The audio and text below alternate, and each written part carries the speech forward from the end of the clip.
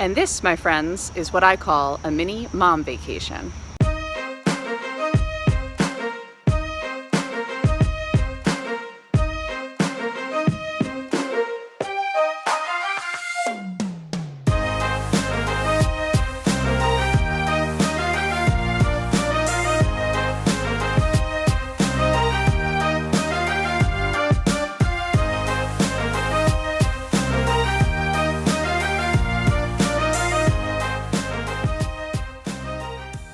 So the conference I'm attending is a national conference being hosted by Futures Without Violence, which is an organization that provides tools and resources to advocates and healthcare providers working to address and prevent all types of gender-based violence.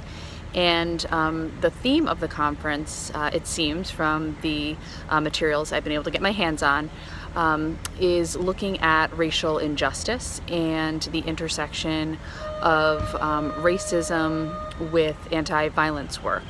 And so I think we're going to be moving beyond a general concept of diversity to really positioning the experiences of Black women, Black men, Black and brown women and men's lives at the center of our anti-violence work. So I'm really excited to learn some new tips and tools for my work and to dive deeper into my understanding of racial justice and my own white privilege.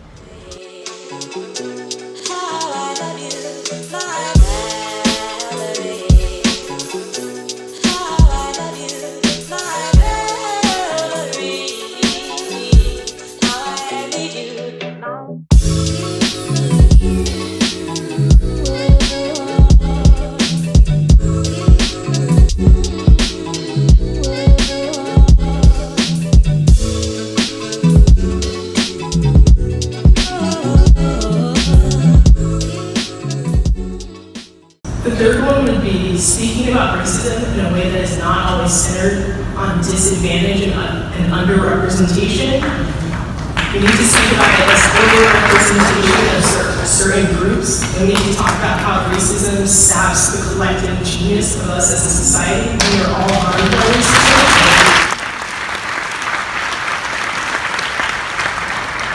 And the last thing would be, we need to really focus equally on diversity, equity, and inclusion. Oftentimes diversity is about how do you get in the door. It's not enough to just recruit people. We have to do the difficult work of thinking, how do we create an equitable institution? How do we make sure that people are included in decisions? How are we making sure that people who are sitting at the table who are making decisions are reflective of people who are going to be impacted by this? So thank you so much. But Rosa Parks, I was thinking about her a lot recently because as I got into advocacy work, I read more about her legacy and the legacy that we don't actually know about. So I read a book called At the Dark End of the Street, which talks about the women of the civil rights movement before the Montgomery bus boycott. And part of that story is Rosa Parks' advocacy around sexual violence against Black women in the South. So Rosa Parks was in Alabama doing investigations for the NAACP around gang rapes of Black women in the South. That I had not known that. They had not taught me that in school. I learned that Rosa Parks was tired and sat down on the bus, and that's how I think most of us became familiar with her. But finding out that one of my civil rights heroes was connected to even some of my work, and that she was an advocate for women of color who were victimized sexually. That was important for me to know, and I've just been thinking about her a lot. So I would say that on a daily basis, I think about being part of that legacy in a small way and continuing that on.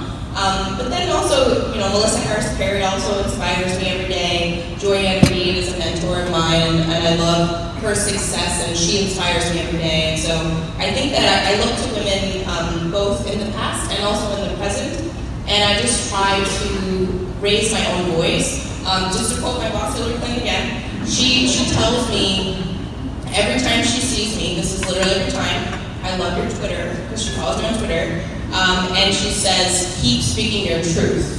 And so I always think about that because I think that it's important, particularly when she's encouraging me to do that as somebody who has been under assault many generations of folks, it's important to continue speaking your truth, because only you can do that. You can only be the one to speak your own truth. So I just don't, I don't shy away, I'm not afraid of really anything. Because I think that, you know, I don't think anybody can criticize my truth. And so I just continue to do that, and I continue to raise my voice up. Just finished up the last day of my conference here in San Francisco. I met a lot of great people, learned a lot of wonderful things that I can bring back and incorporate into my practice. It's always refreshing to get away and to be with folks who feel as passionately as I do about the work to end and prevent violence against women and children. And it also doesn't hurt to get to explore a really cool city. If you're going to San Francisco, be sure to wear some flowers in your hair. If you're going to San Francisco. I am back from my trip. It is the weekend, and I am taking my daughter to a rally for racial justice. And so we are going to march with allies to show our support and to just take a stand. And until we tell the truth about white supremacy, until we tell the truth of how this nation is built on the backs of black and brown and red and yellow people, and to advantage white people in this country, we won't get it all done. All right.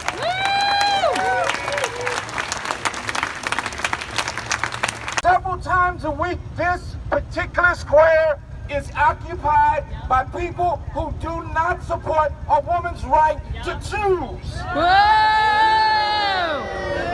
So just for a few moments, stomp your feet and claim this space back.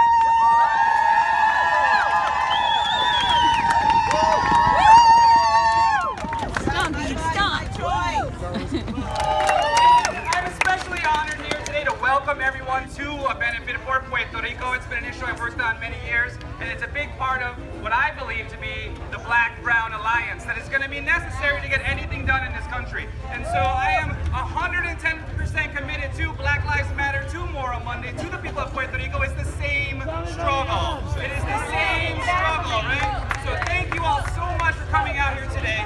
It is overwhelming to see how we're coming together. It's overwhelming to see the people supporting Puerto Rico and understanding that colonialism is still happening in 2017. We are asking all of you to please, contribute whatever you can as financially for our cause, but contribute your fists, contribute your words, contribute your feet like you are today. Because it's going to be a long time before Puerto Rico gets back to where it can be, where it should be. But it's only going to happen if folks like us, black, brown, white, Cuban, Dominican, whatever it may be, come together as for justice for our people. What do we want? Justice! When do we want it? Now! What do we want? Justice! When do we want it? Now! What do we want? Justice! When do we want it? Now! There's no Excuse for systems of abuse! There's no excuse for systems of abuse! There's no excuse for systems of abuse! There's no excuse for systems of abuse! There's no excuse for systems of abuse! There's no excuse for systems of abuse! There's no excuse for systems of